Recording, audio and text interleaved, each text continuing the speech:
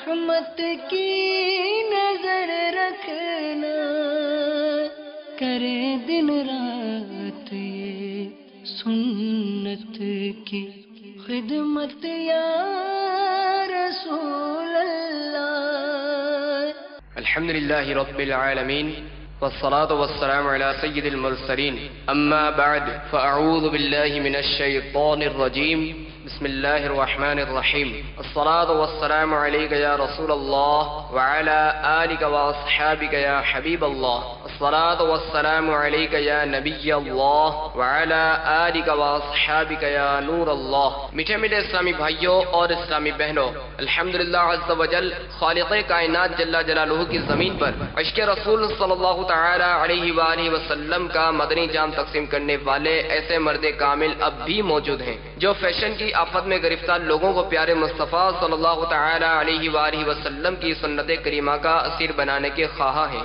یہ اللہ عز و جل کا خاص کرم ہے کہ اس نے ہمیں اس پرفتن دور میں تبلیغ قرآن و سنت کی عالمگیر غیر سیاسی تحریک دعوت اسلامی کا مدنی ماحول اور شیخ طریقت امیر اہل سنت ابو بلال حضرت علامہ مولانا محمد الیاس عطار قادری رضوی دامت برکاتہم العالیہ جیسے ولی کامل کی صحبت باثر سے نوازا۔ یقیناً امیر اہل سنت دامت برکاتہم العالیہ ان عظیم ہستیوں میں سے ایک ہیں جن کی مخلصانہ جد و جہد کی برکت سے ہزاروں نہیں بلکہ لاکھوں مسلمان بالخصوص نوجوان برائیوں سے تائب ہو کے نیکیوں کی راہ پر گامزن ہو چکے ہیں۔ الحمدللہ عز و جل بلا مبالغہ امیر اہل سنت دامت برکاتہم العالیہ نے اپنے سنتوں پر بیانات کے ذریعے لاکھوں مسلمانوں کے دلوں میں مدنی انقلاب برپا کر دیا۔ الحمدللہ عز و جل مکتبۃ المدینہ ان بیانات کو آپ تک پہنچانے کی سعادت حاصل کر رہا ہے، لہذا تمام اسلامی بھائی اور اسلامی بہنیں اس بیان کو توجہ کے ساتھ سماعت فرمائیں۔ الحمدللہ رب العالمین والصلاة والسلام علی سید المرسلین، اما بعد فاعوذ باللہ من الشیطان الرجیم، بسم اللہ الرحمن الرحیم، الصلاة والسلام علیک یا رسول اللہ وعلی آلک واصحابک یا حبیب اللہ۔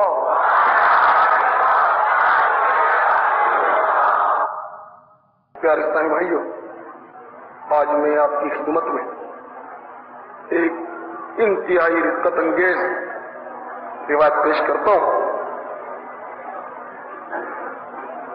جس میں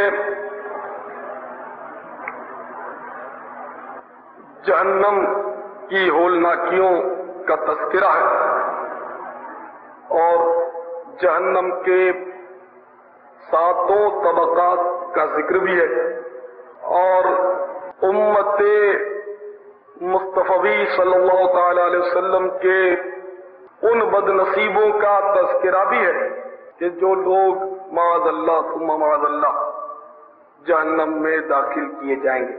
بڑی طویل حدیث ہے اور بڑی رقت انگیز حدیث ہے، بگوش ہوش اس کو سماعت فرمائیے۔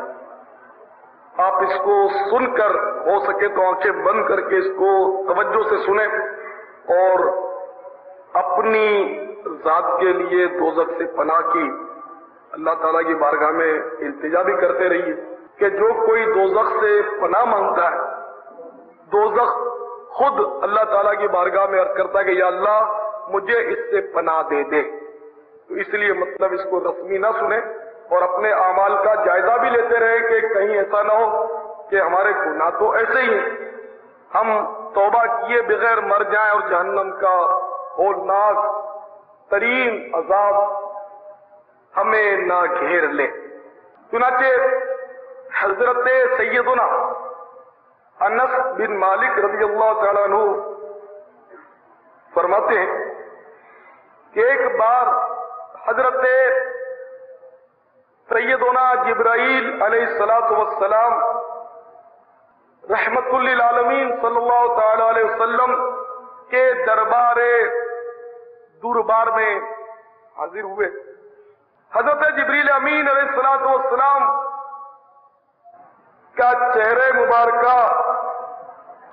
مبارکہ کا رنگ خوف کے مارے متغیر تھا، بدلا ہوا تھا، اور جبریل امین بڑے ڈرے ہوئے نظر آ رہے تھے۔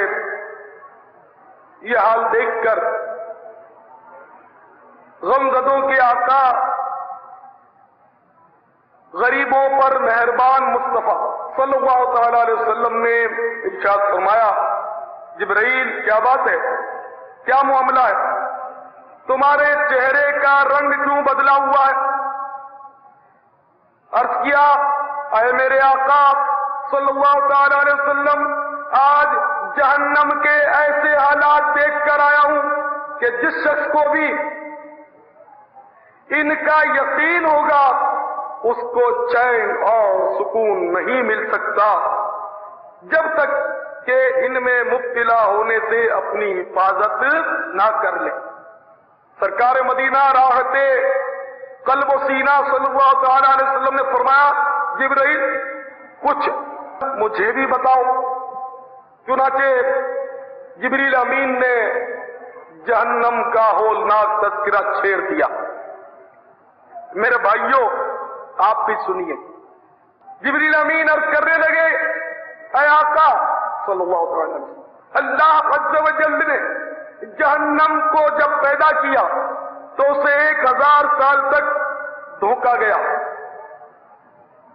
چنانچہ 1000 سال دھوکانے کے بعد جہنم کی آگ جو تھی وہ سرخ ہو گئی۔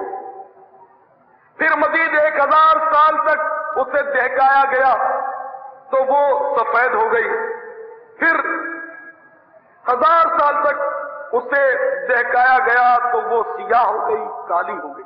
اے آقا، جہنم کی آگ کالی ہے، وہ بالکل سیاہ اور تاریک ہے، اس کی لپٹیں اور انگارے کسی وقت خاموش نہیں ہوتے۔ سرکار پروردگار کی قسم، اگر جہنم کو سوئی کے ناکے کے برابر کھول دیا جائے تو سارا عالم، سارا جہان جل کر خاک ہو جائے۔ اگر کسی دوزخی کا کپڑا زمین و آسمان کے درمیان لٹکا دیا جائے تو اس کی بدبو اور سوزش سے ساری دنیا موت کے گھاٹ اتر جائے۔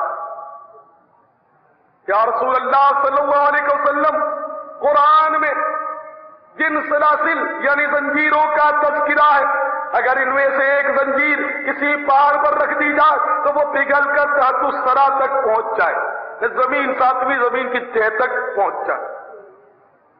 اگر مشرق میں کسی شخص کو جہنم کا عذاب دیا جائے تو اس کی سوزش اور اس کی تپش و گرمی سے مغرب میں رہنے والے لوگ تڑپنے لگے۔ یا رسول اللہ صلی اللہ علیہ وسلم، اس کی سوزش، اس کی گرمی بہت سخت ہے اور اس کی گہرائی بے انتہا ہے۔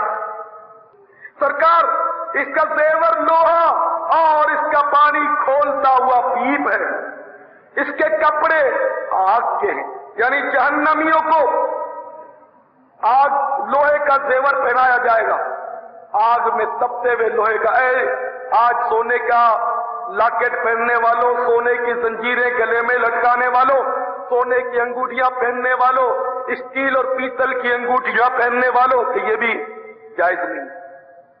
غور سے سنو، جہنم میں لوہے کا تپتا ہوا انگارے کا زیور پہنایا جائے گا اور کپڑے بھی آگ کے پہنائے جائیں گے۔ اے ماڈرن بھائیوں، اے آج کپڑے پہننے کے باوجود ننگے نظر آنے والوں، اپنے انجام پر غور کرو۔ آج تمہیں فیشن کے بغیر چین نہیں آتا، کہیں ایسا نہ ہو رب ناراض ہو جائے۔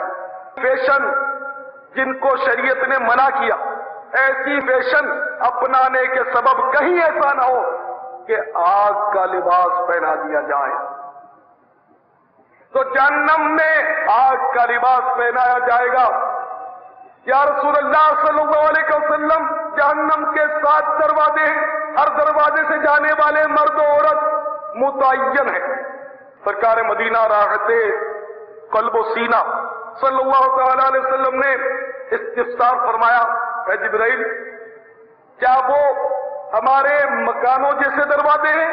عرض کیا، نہیں یا رسول اللہ صلی اللہ علیہ وسلم، بلکہ وہ اوپر اور نیچے کھلے ہوئے۔ ہمارے دروازے تو سائڈوں پہ کھلتے، وہ دروازہ مجھے سامنے نظر آ رہا، لیکن چھت میں دروازہ ہو تو یہ اوپر کہا جائے گا۔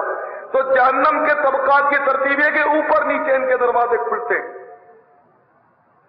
اور آقا دو دروازوں کے درمیانی مسافت کا حال یہ کہ آپس میں ان کی 70 سال کی راہ، ابھی چھت تو یہ چند فٹ اوپر ہے، چند گز اوپر ہے، مگر جہنم کے جو دروازے اوپر کھلتے ہیں تو ان میں اتنا فاصلہ ہے کہ 70 سال تک ایک گھوڑا دوڑتا رہے، اور جتنے کئی ہزار کروڑ میل جو سفر کر لے گا تو اتنا فاصلہ دو جہنم کے مابین ہے، اور اس طرح 7 اس کے طبقات ہیں۔ یا رسول اللہ، ہر دروازہ دوسرے سے 70 گنا زیادہ گرم بھی ہے۔ اللہ عز و جل کے دشمن ہکا کر ان دروازوں کی جانب لے جائیں گے، جب دروازے تک پہنچیں گے تو وہاں ان کا استقبال طوق اور زنجیروں سے کیا جائے گا، منہ میں زنجیر داخل کر کے دبر یعنی پیچھے سے نکال دی جائے گی، اسی طرح ہاتھ پیروں کو باندھ دیا جائے گا، ہر ایک کے ساتھ ان کا شیطان بھی ہوگا، منہ کے بل گھسیٹ کر لوہے کے ہتھوڑوں سے مارتے ہوئے فرشتے ان کو جہنم میں دھکیل دیں گے۔ وہاں سے جب بھی تکلیف کی وجہ سے بے قرار ہو کر وہ نکلنے کا ارادہ کریں گے، اسی میں واپس دھکیل دیے جائیں گے۔ میرے پیارے آقا صلی اللہ تعالی علیہ وسلم نے مزید استفسار فرمایا کہ جبرائیل ان دروازوں میں کون لوگ رہیں گے؟ عرض کیا یا رسول اللہ صلی اللہ علیہ وسلم، سب سے نیچے کے دروازے میں یعنی طبقے میں، جہنم کے 7 طبقات ہیں، سب سے نیچے کے طبقے میں منافقین، اصحاب مائدہ اور فرعون والے رہیں گے۔ اس درجے کا نام جو سب سے آخری درجہ ہے اس کا نام ہے حاویہ۔ دوسرے درجے میں جس کا نام جہیم ہے مشرکین، اور تیسرے درجے کا نام سقر ہے، سقر میں صائبین، چوتھے درجے میں ابلیس اور اس کے متبعین رہیں گے، اس کا نام لظا ہے۔ 5ویں دروازے اوتما میں یہود، اور 6 دروازے میں نصارہ یعنی عیسائی رہیں گے، اس کا نام سعیر ہے۔ اس کے بعد جبرائیل خاموش ہو گئے۔ آپ نے ارشاد فرمایا صلی اللہ علیہ وسلم، جبرائیل خاموش کیوں ہو گئے؟ 7ویں طبقے میں کون لوگ رہیں گے؟ اوپر کا جو سب سے طبقہ ہے 7واں، نیچے سے شروع ہوا ہے۔ تو جبریل امین لرزنے لگے اور حیا سے کانپنے لگے، اور ڈرتے ہوئے روتے ہوئے عرض کیا یا رسول اللہ صلی اللہ علیہ وسلم، اس میں آپ کی امت کے وہ لوگ رہیں گے جنہوں نے گناہ کبیرہ کیے اور بغیر توبہ کیے مر گئے۔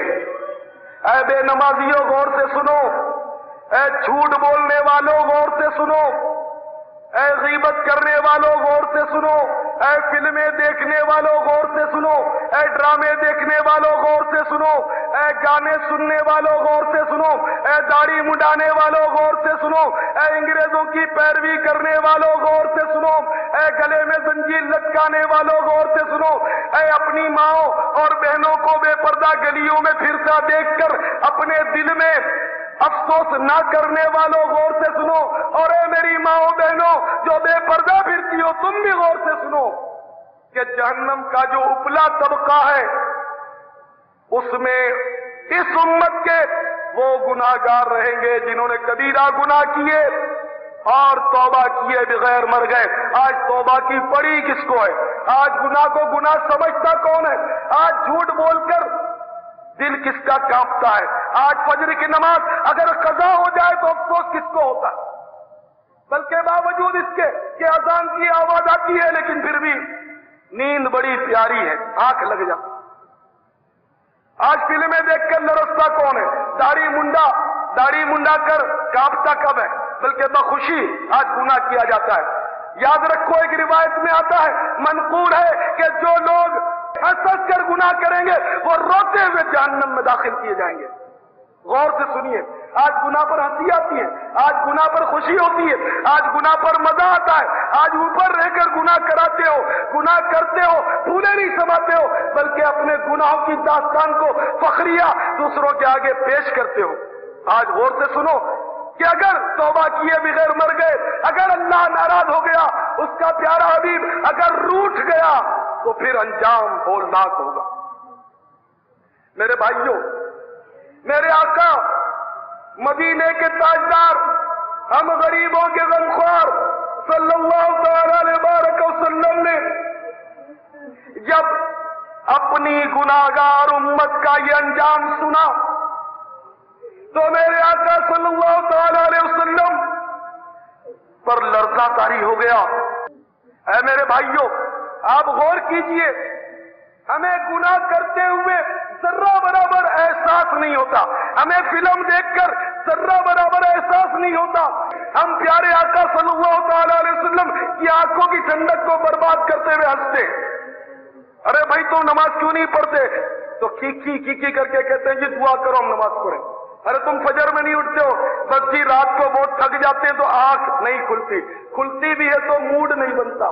تو حضور آپ کا تو موڈ ہونا چاہیے جب اللہ کے حضور آپ جھکیں گے۔ میرے بھائیوں سوچئے، آپ غور کیجئے، غم امت میں تاجدار رسالت دو جہاں کی رحمت صلی اللہ تعالی علیہ وسلم کا یہ حال ہو اور ہم بد نصیبوں کو کوئی احساس نہیں، ہم آقا کی پیاری پیاری آنکھوں کی پیاری پیاری ٹھنڈک کو ضائع کر دیتے، نماز کو ضائع کر دیتے۔ حالانکہ میرے آقا صلی اللہ تعالی علیہ وسلم نے فرمایا جعلت قرۃ عینی فی الصلاۃ، نماز میں میری آنکھوں کی ٹھنڈک بنائی گئی، آنکھوں کی ٹھنڈک کو برباد کرتے ہو۔ آج اگر کوئی ہمیں اچھا لگتا ہے، ہمارا پیارا ہے، ہمارا عزیز ہے، ہمارا دوست ہے، ہمارا چہیتا ہے، تو اس کو راضی کرنے کے لیے ہم ہر جتن کرتے ہیں، ہم کہتے ہیں تیرے لیے آسمان کے تارے توڑ کر لاؤں اگر تو مجھ سے راضی ہو جائے، اور اللہ کے حبیب سے محبت کا دعویٰ کرتے ہیں تو زبان کی نوک سے۔ انہیں ہمارا اتنا غم اور ہمیں ان کے غم کا کوئی احساس نہیں، کوئی لحاظ نہیں، بے دھڑک نمازیں برباد کرتے اور بے دھڑک آقا کے دشمنوں جیسا چہرہ بناتے ہیں۔ یہ داڑھی منڈانا میرے پیارے بھائیوں اس قدر مایوب ہے کہ کفار ناہنجار بھی اس کو مایوب سمجھتے تھے۔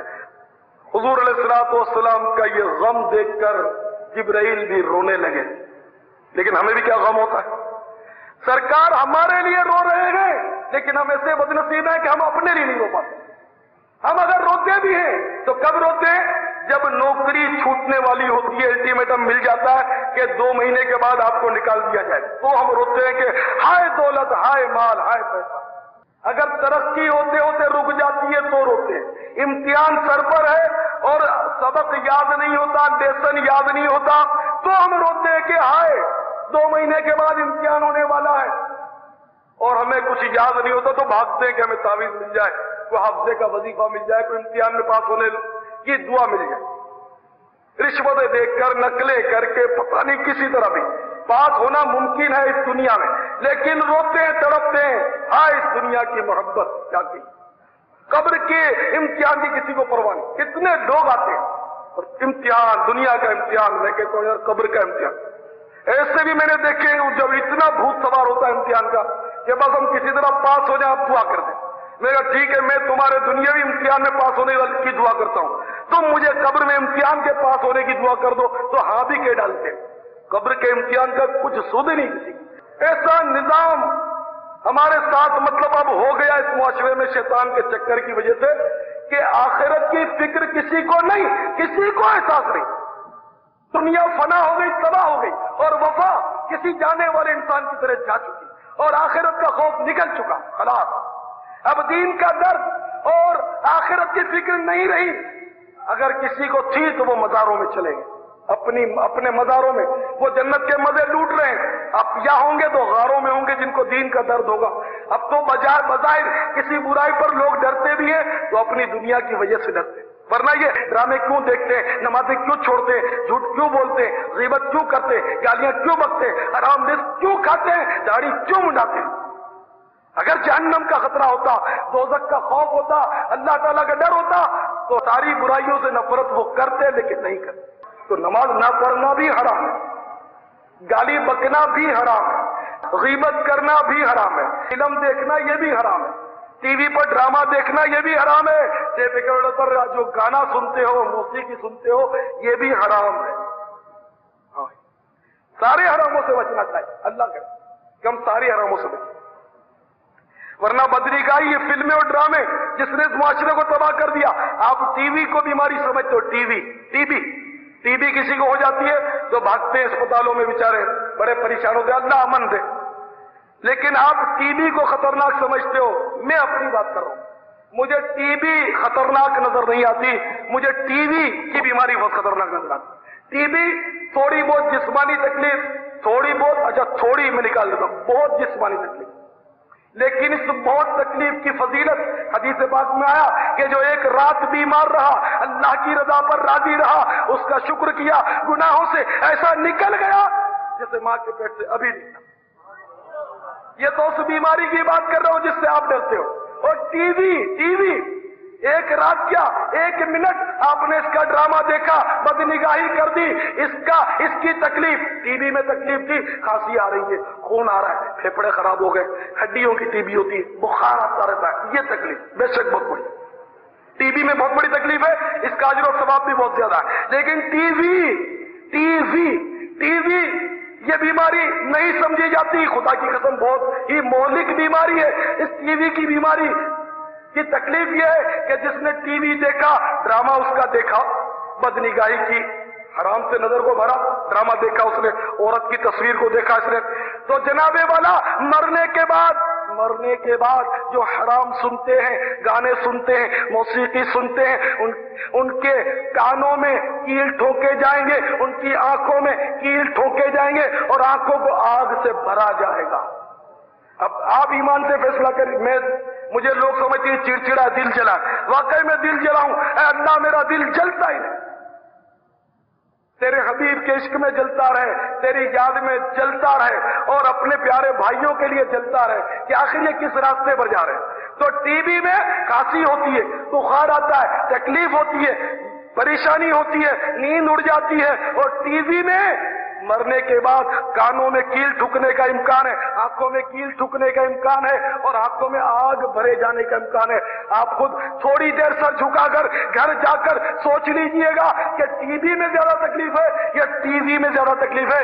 بڑی بیماری کون ہے؟ بزرگان دین ویسے نہیں کہے گئے. بزرگان دین کا مقولہ ہے نحن نفرح بالبلاء کما یفرح اہل الدنیا بالنعم. ہم بلاؤں، ہم آفتوں، ہم مصیبتوں، ہم بیماریوں، ہم پریشانیوں پر اس طرح خوش ہو جاتے ہیں جس طرح اہل دنیا کی دولت، دنیا کی نعمت ملنے پر خوش ہو جاتے ہیں. یہ اللہ والوں میں اور ہم دنیا داروں میں فرق ہے. وہ مصائب و آلام کا انتظار کرتے ہیں، تو مصیبت آئے گی تو ذوق آئے گا، تڑپ بڑھے گی، اللہ یاد آئے گا، زیادہ یاد آئے گا. اور ہم لوگ جو ہے کہ پیسے ملیں گے تو ادھر بھاگیں گے ادھر بھاگیں گے. یار یہ black and white T V میں مزہ نہیں آتا، ذرا ایک آدھ بانڈ لگ جائے تو رنگین ٹی وی لیں گے. اور یہ لیڈ ویڈ کا چکر ہے، اپنے وی سی آر خود لے لیں گے. ٹھیک ہے نا، معاذ اللہ. مطلب یہ اب سوچئے نا، اب غریب بھی ہے تو غریب اگرچہ ہے تو خوش نصیب کہ گناہوں میں کافی کم مبتلا ہو سکتا ہے، لیکن اب غریب وہ بھی مزاروں میں چلیں گے. اب تو غریب بھی چڑتا ہے مالداروں سے کہ اس کا مال میرے ہاتھ آ جائے، اس کا مال میرے ہاتھ، رات دن اترتا ہے کہ ہائے دولت، ہوئے دولت، ہائے دولت. تو اس کو غربت کا کیا فائدہ؟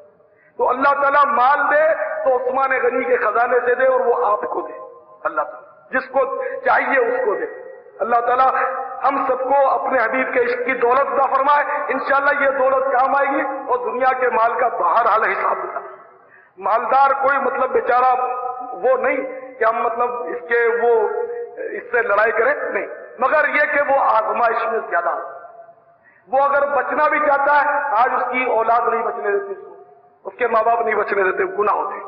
تو اللہ تعالیٰ ہمیں ہوس نہ دے، اور اگر دے تو عثمان غنی کے خزانے سے دے، اور بس وہ ہمارے ہاتھ میں نہ رہے، وہ اس کے دین کے لیے خرچ آئے اور جائے، آئے جائے، آئے جائے. مگر آئے تو حلال ذریعے سے جائے، حلال ذریعے سے آئے، اور جائے تو حلال کاموں میں، دین کے کاموں میں، سنتوں کے کاموں میں. اللہ کرے وہ صرف، اللہ کرے. آمین تو کہہ دو. جزاک اللہ.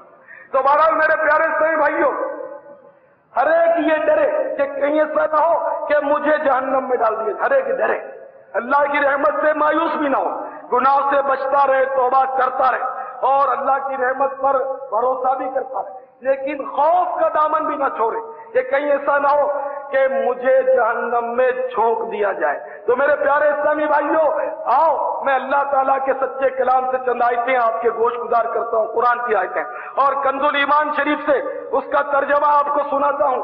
اللہ تبارک و تعالی قرآن مجید میں ارشاد فرماتا ہے وَأَنِيبُوا إِلَىٰ رَبِّكُمْ وَأَسْلِمُوا لَهُ مِن قَبْلِ أَن يَأْتِيَكُمُ الْعَذَابُ ثُمَّ لَا تُنصَرُونَ، اور اپنے رب کی طرف رجوع لاؤ اور اس کے حضور گردن رکھو قبل اس کے کہ تم پر عذاب آئے پھر تمہاری مدد نہ ہو۔ وَاتَّبِعُوا أَحْسَنَ مَا أُنزِلَ إِلَيْكُم مِّن رَّبِّكُمْ من قبل ان يأتيكم العذاب بغتة وانتم لا تشعرون، اور اس کی پیروی کرو جو اچھی سے اچھی تمہارے رب سے تمہاری طرف اتاری گئی۔ یہاں قرآن مراد ہے، یعنی قرآن کی پیروی کرو جو تمہارے طرف نازل کیا گیا۔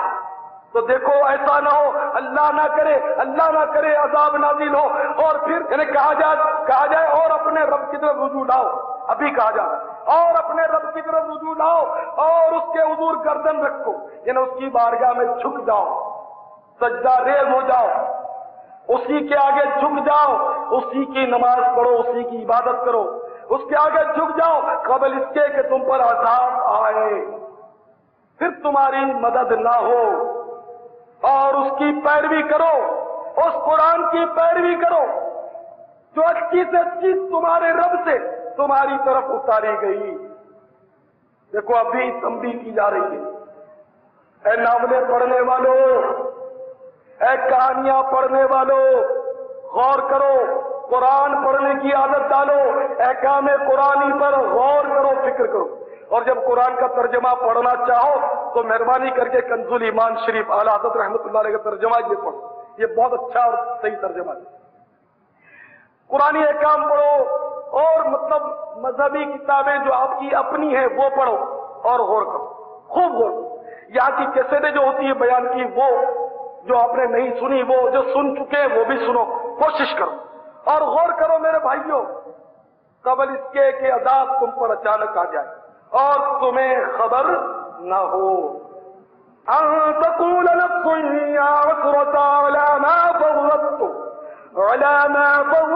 فی جنب اللہ، کہ کہیں کوئی جان یہ نہ کہے کہ ہائے افسوس۔ اے میرے بھائیوں غور کرو، اللہ تبارک و تعالی ہمیں متنبہ کر رہا ہے کہ کہیں عذاب آنے کے بعد کہیں کوئی جان یہ نہ کہے کہ ہائے افسوس ان تقصیروں پر، ان قصوروں پر، ان گناہوں پر، ان نافرمانیوں پر، ہائے افسوس ان تقصیروں پر جو میں نے اللہ کے بارے میں کی۔ آج اتنا رونا ہے، آج رو لیجیے، گناہوں سے توبہ کرتے ہوئے خوب رو لیجیے، آج رونا کام آئے گا، کل رونا کام نہیں آئے گا۔ آج عیش پرستیاں اور ہنسی مذاق اور یہ گلچرے اڑانا آج تو ہے، آج اگر روئیں گے کل پائیں گے، آج اگر زیادہ ہم عیش کوشیاں کریں گے، گناہ کریں گے تو کہیں ایسا نہ ہو کل رونا پڑ جائے۔ سارے جسم پر آگ لگنا یہ کوئی معمولی بات نہیں، سارے جسم پر سانپ اور بچھوؤں کا کاٹنا یہ کوئی معمولی بات نہیں۔ اگر ایک کھٹمل ہمارے بستر میں گھس جائے تو رات سونے نہیں دیتا، یہ کوئی معمولی بات ہے۔ تو میرے پیارے اسلامی بھائیوں، بالکل آپ چوکنے ہو جائیے، تیار ہو جائیے، کچھ بھی ہو جائے جب تک شریعت اجازت نہ دے روزہ قضا نہیں ہونا چاہیے، بالکل طے کر لیجئے، ایک بھی روزہ قضا نہیں ہونا چاہیے انشاءاللہ، انشاءاللہ انشاءاللہ۔ یہ معمولی بخار ہو گیا، نزلہ ہو گیا، سر درد ہو گیا، اتنے سے روزہ قضا نہیں ہوتا۔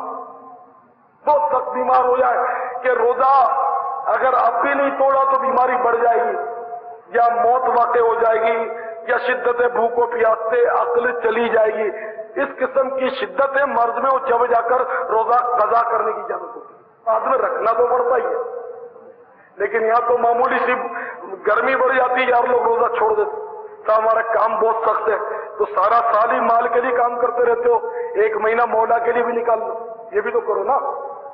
بہرحال میرے پیارے بھائیوں، قرآن عظیم میں فرمایا بہت سے کافر اس کی تمنا کریں گے کہ کاش وہ بھی مسلمان ہوتے۔ اس کے بعد موت کو مینڈے کی شکل میں لا کر جنت اور دوزخ کے درمیان لایا جائے گا، موت کو مینڈے کی شکل میں، اور تمام جنتی اور دوزخی اس کو دیکھیں گے اور سب کو دکھا کر موت کو ذبح کر دیا جائے گا۔ اب کسی کو موت نہیں آئے گی۔ جنتیوں کے لیے خوشی بالائے خوشی ہوگی کہ اب کسی کو موت نہیں آئے گی، اور جہنمیوں کے لیے غم بالائے غم، حسرت بالائے حسرت ہوگی کہ اب جہنم سے کبھی نہیں نکلیں گے۔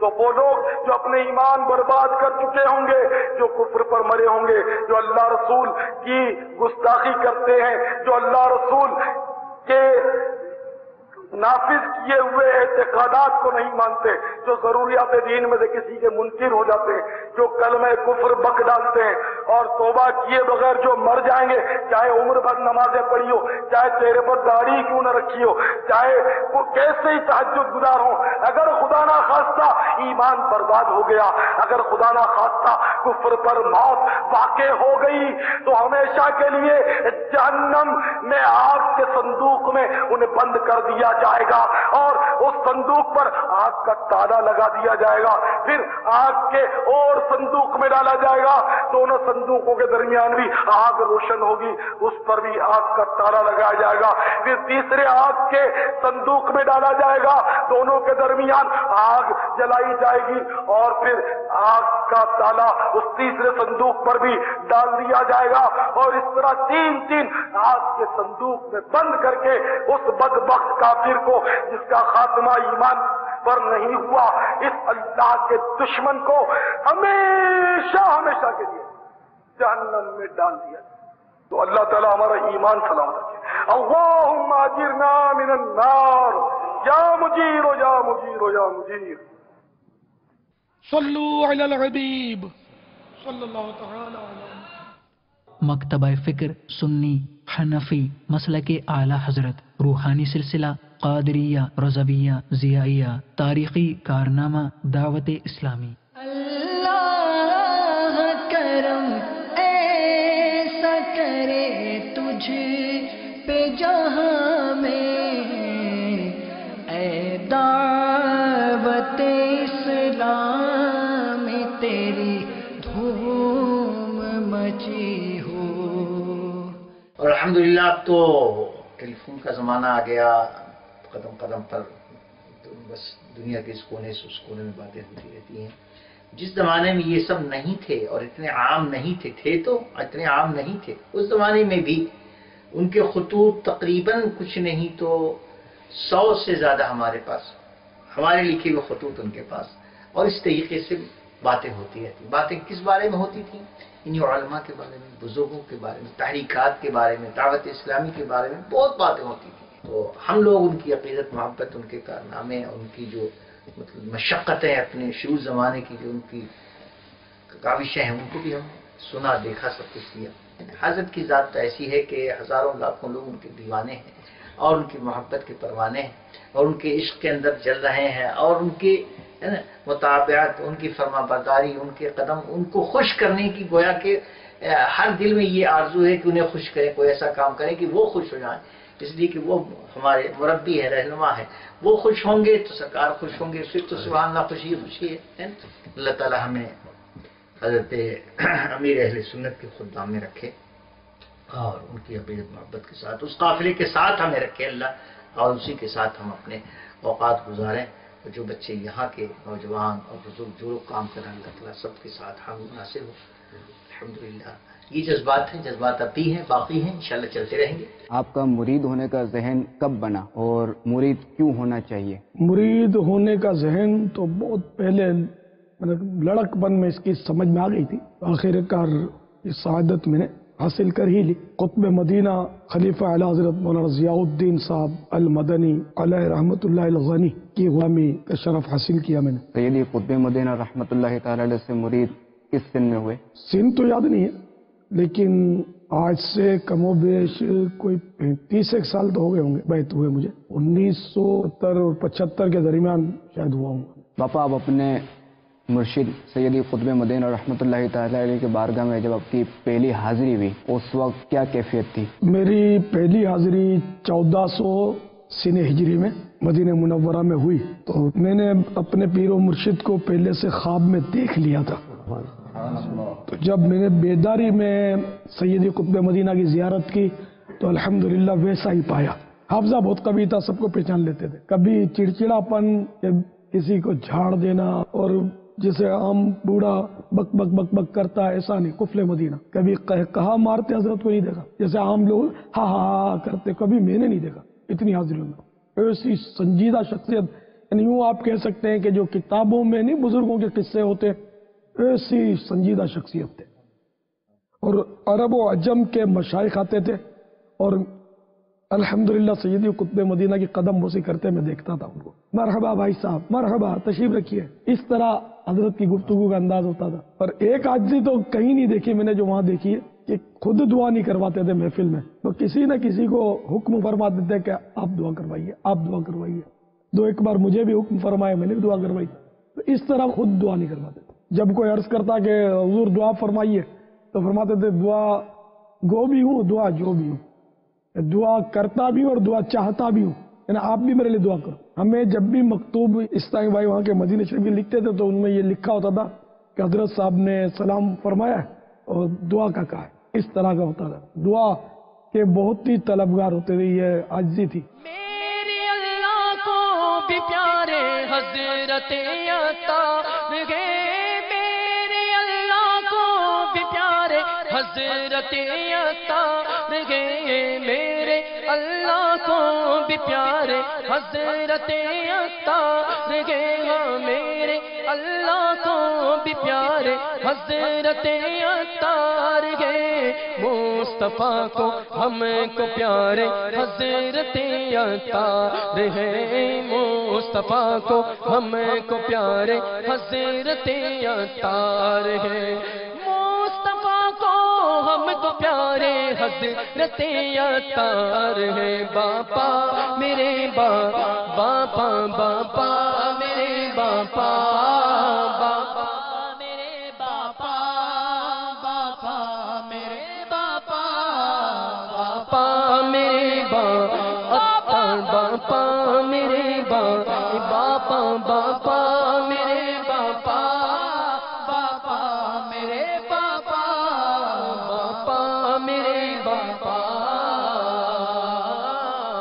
हे शरीयत और तरीकत की हसी तस्वीर जोगे, शरीयत और तरीकत की हसी तस्वीर जो है, शरीयत और तरीकत की हसी तस्वीर जो है, शरीयत और तरीकत की हसी तस्वीर जो, सोहो दो तकवा के नजारे हजरत अता गे, सोहो दो तकवा के नजारे हजरत अता है, सोहो दो तकवा के नजारे हजरत अता है। बापा मेरे बापा बापा मेरे बापा बापा बापा मेरे बापा बापा मेरे बापा बापा मेरे बापा। आसमां गे जो विलायत का इसी चरखे कुहल, आसमां गे जो विलायत का इसी चरखे कुहल के चमकते एक सितारे हजरत अतार है, के चमकते एक सितारे हजरत अतार है, के चमकते एक सितारे हजरत अतार है। बापा मेरे बापा बापा बापा मेरे बापा बापा मेरे बापा बापा मेरे बापा बापा मेरे बापा। या रसूल अल्लाह हमको ऐसा शेदा कीजिए, या रसूल अल्लाह हमको ऐसा शेदा कीजिए, या रसूल अल्लाह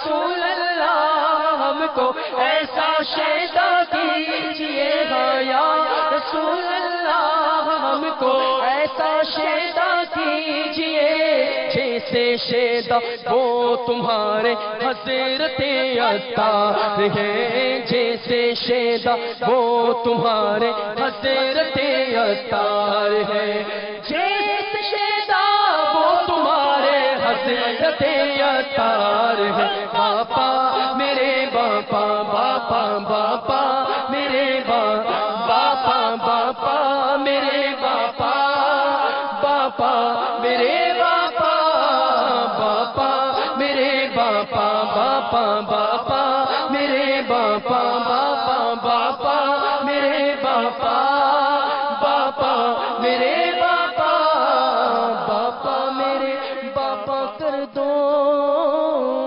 بیڑا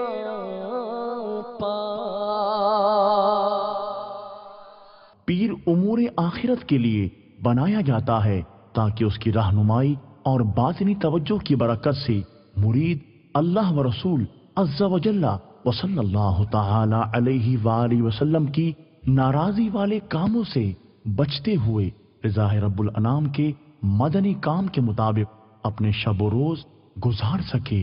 موجودہ زمانے میں بیشتر لوگوں نے پیری مریدی جیسے اہم منصب کو حصول دنیا کا ذریعہ بنا رکھا ہے۔ بے شمار بدعقیدہ اور گمراہ لوگ بھی تصوف کا ظاہری لبادہ اوڑھ کر لوگوں کے دین و ایمان کو برباد کر رہے ہیں اور انہی غلط کار لوگوں کو بنیاد بنا کر پیری مریدی کے مخالفین اس پاکیزہ رشتے سے لوگوں کو بدگمان کر رہے ہیں۔ دور حاضر میں چونکہ کامل و ناقص پیر کا امتیاز انتہائی مشکل ہے، لہذا مرید ہوتے وقت سرکار اعلی حضرت امام اہل سنت مولانا شاہ احمد رضا خان علیہ رحمت المنان اور حجت الاسلام ابو حامد محمد بن محمد الغزالی علیہ رحمت اللہ الوالی نے جن شرائط و اوصاف مرشد کے بارے میں وضاحت فرمائی ہے اور مرشد کامل کی پہچان کا طریقہ ارشاد فرما کر